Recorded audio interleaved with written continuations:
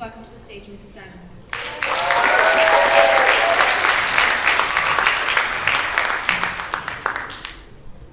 Shock, anger, disillusionment,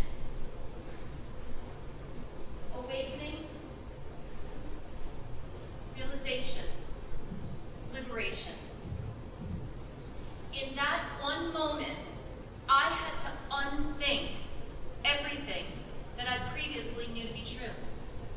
I am a good artist, and I can draw.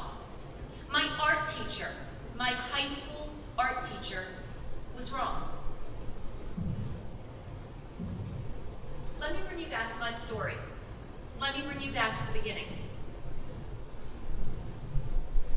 I went to a small school in Brooklyn. That's not my small school. That's my small school. And there were 2 art teachers. And lucky me, mine had convinced me that I had absolutely no talent and absolutely no artistic promise. And he made me aware of this belief every day and with every assignment. But I loved art, and I loved to draw. And the art room was the one place that I was happiest, even in spite of that mentor who didn't believe in me at all. You would think he deterred me. He didn't. I continued to create. This is the sketchbook where my personal artistic history began. This is my sketchbook from my senior year in high school, and it gives evidence to one of my most defining aha moments.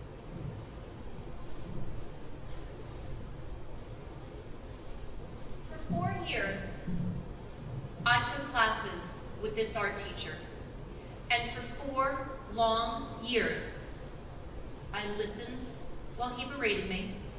I listened while he belittled me. And I listened while he complimented my best friend as brilliant. But I continued to create.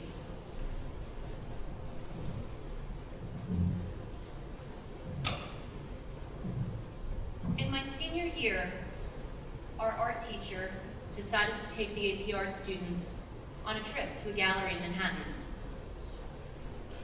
On the day of the field trip, all of my classmates showed up, portfolio in hand, ready for an opportunity that I wasn't made aware of. They knew that the gallery owner was going to be viewing our work and critiquing our portfolios. But I didn't get that information, and I didn't have my portfolio. All I had was my sketchbook. My sketchbook went with me everywhere. When the gallery owner was done looking at everybody's portfolios, he called me over and he asked to see mine. And I explained that all I had was my sketchbook, and he said, well, let's take a look at that. Now, for those of you who've had me as a student, you know, I view a portfolio as a place for inspiration and observation. It's a place to collect and gather ideas. It's a place to experience and to explore. It's not a place where I've finished works. And it's not a place for strangers or gallery owners. Sheepishly, though, I agreed. And so he looked. And as he flipped through the pages of my thoughts, I held my breath as he stopped on this particular page.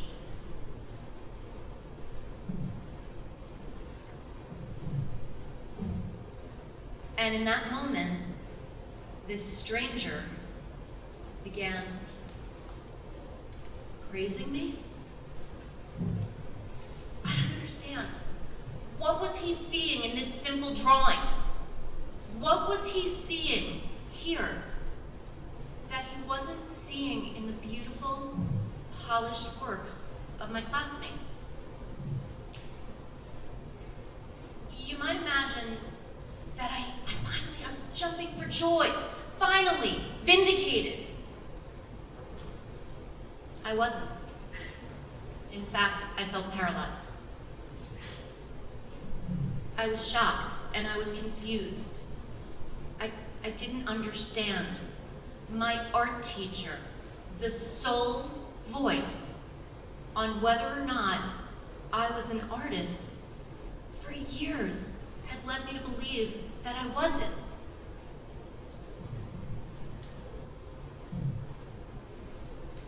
And in that moment, I gained such clarity. It was so simple, and it was so profound.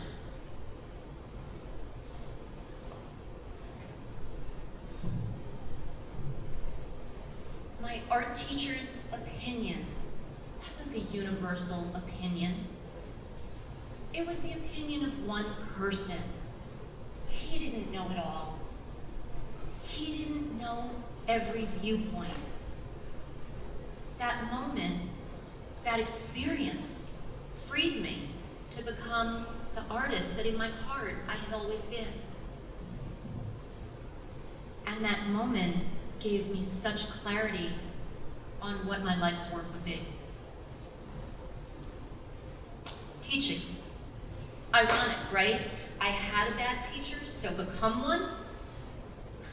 Yeah, because I could do it so much better than him.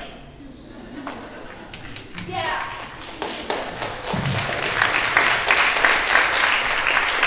I would believe in all of my students, and more importantly, they would believe in themselves. I would spend my career in the place that I was always the happiest, the art room. While I really hope that all of my students respect my opinion and value my input, I always make sure that they know I'm just one opinion. And so I say to you, believe in yourself. Always believe in yourself, and I promise you, there will always be people out there to believe in you too. Thank you.